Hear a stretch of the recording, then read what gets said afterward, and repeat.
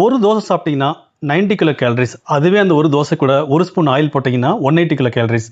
ஒரு spoon oil வந்து 90 kilo calories. So 2 dosa சாப்பிட்டீங்கன்னா வித்தவுட் ஆயில் 180 கிலோ கேலரிஸ். அதே 2 ஸ்பூன் ஆயில் போட்டிங்கன்னா அது 360 கிலோ கேலரிஸ். அது கூட நார்மலாக நீங்கள் சாம்பார் போட்டிங்கன்னா ஒரு 50 கிலோ கேலரிஸ் எக்ஸ்ட்ரா வரும். பட் அதுவே தேங்காய் சட்னி நீங்கள் அது கூட போட்டிங்கன்னா அது 100 கிலோ கேலரிஸ் எக்ஸ்ட்ரா ஆயிரும். ஸோ 360 ப்ளஸ் ஒரு 100 kilo gallery extra 460 kilo calories ஆயிரும். அது கூடவே நீங்கள் வந்து ஒரு வடை சாப்பிட்டீங்க அப்படின்னா அது ஒரு 350 kilo calories, almost 700 to 750 kilo calories. 2 dosa with oil, coconut chutney, ஒரு வடை கூட வந்துடும். ஸோ அதனால் நம்ம வந்து ஆயில் போட்டு தோசை சுடும்போது தேங்காய் சட்னி அவாய்ட் பண்ணுறது பெட்டராக இருக்கும். சப்போஸ் நீங்கள் வித்தவுட் ஆயிலில் தோசை பண்ணீங்க அப்படின்னா அதுக்கு பதிலாக நீங்கள் சாம்பார் யூஸ் பண்ணலாம், 3 தோசையாக சாப்பிட்டுக்கலாம். ஸோ கேலரிஸ் பார்த்தீங்கன்னா ஒரு 270 கிலோ கேலரிஸ், 300 கிலோ கேலரிஸ் கூட தான் வரும்.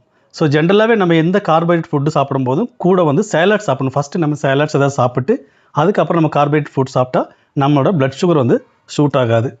தோசை சாப்பிடும்போது ஜென்ரலாக வந்து ஏதாவது பருப்பு குழம்பு அதிகமாச்சுன்னா பருப்பு வந்து நிறைய எடுத்துக்கலாம். ஸோ அது வந்து எக்ஸ்ட்ரா ப்ரோட்டீன் நமக்கு கிடைக்கும். இந்தமாரி நியூட்ரிஷன் இன்ஃபர்மேஷனுக்கு என்னோட பேஜ் ஃபாலோ பண்ண மறந்துடாதீங்க. தேங்க்ஸ் ஃபார் வாட்சிங்.